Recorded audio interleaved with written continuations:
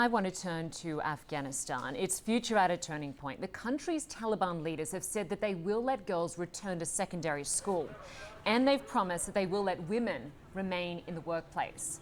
But those promises are not matching reality, and Taliban restrictions are threatening to sound the death knell for women's freedom. Afghanistan's former president Hamid Karzai is still in the country, and he is fighting to keep those freedoms intact. Christian Amanpour joins me now from Kabul, where she spoke with the former president a short time ago. Good to have you with us, Christian. You've been reporting from Kabul all week, showing the world what's going on there, living under Taliban rule, the poverty levels, and obviously women's rights being crushed. You spoke to the former president a short time ago, who of course has 3 young daughters of his own. What's his assessment of where things stand?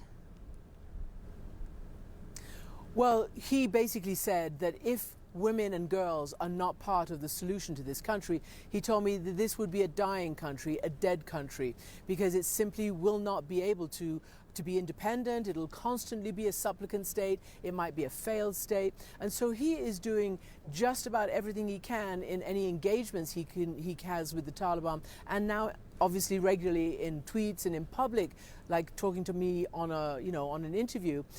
He is saying that they have to reverse immediately this ban on girls' high schools. And furthermore, it is something that the entire country wants to happen.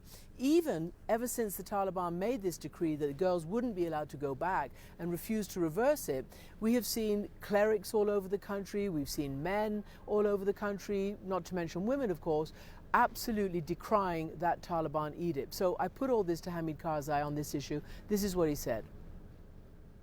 Absolutely important, absolutely important. The issue of girls' education is fundamental to the dignity of Afghan life.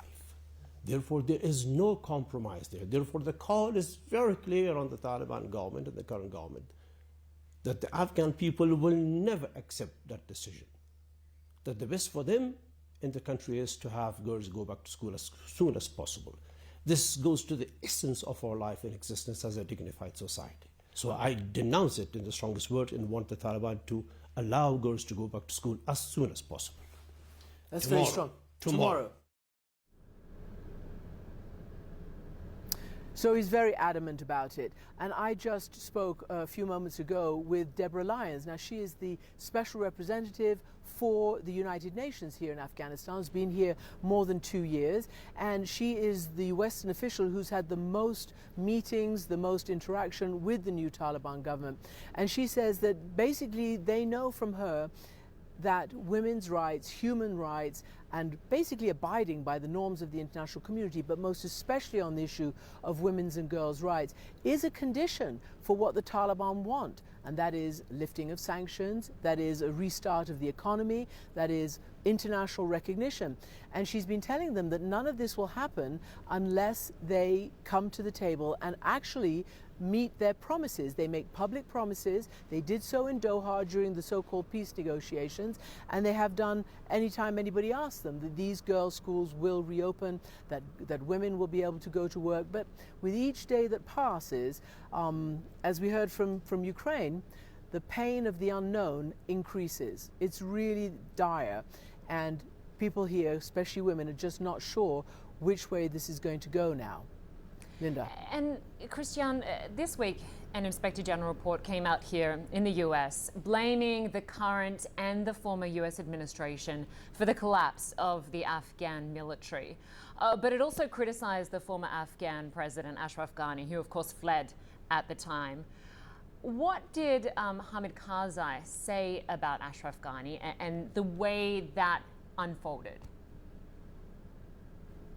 Well, he was, he didn't want to do a sort of a blanket criticism, but on the issue of fleeing that very crucial day in the afternoon of August 15th, when the Taliban was arrayed basically at the doors of this city, he fled with 1 or 2 aides, and Hamid Karzai said, I wish he hadn't done that. And then he said, and the fact that that did happen did lead to the precipitous collapse of Kabul and therefore Afghanistan.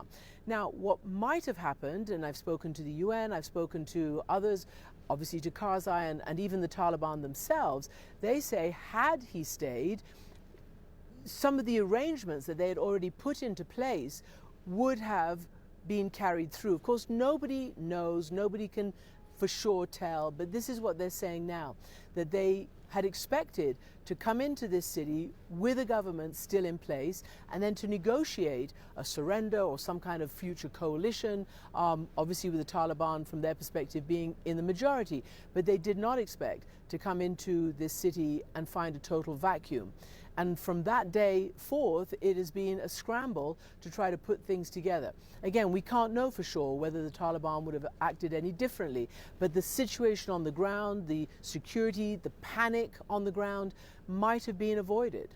Yeah, we will never know. Christiane Amanpour, you and your team have done such a wonderful job reporting from Kabul this week. Our thanks to you, Christiane Amanpour, in Kabul, Afghanistan.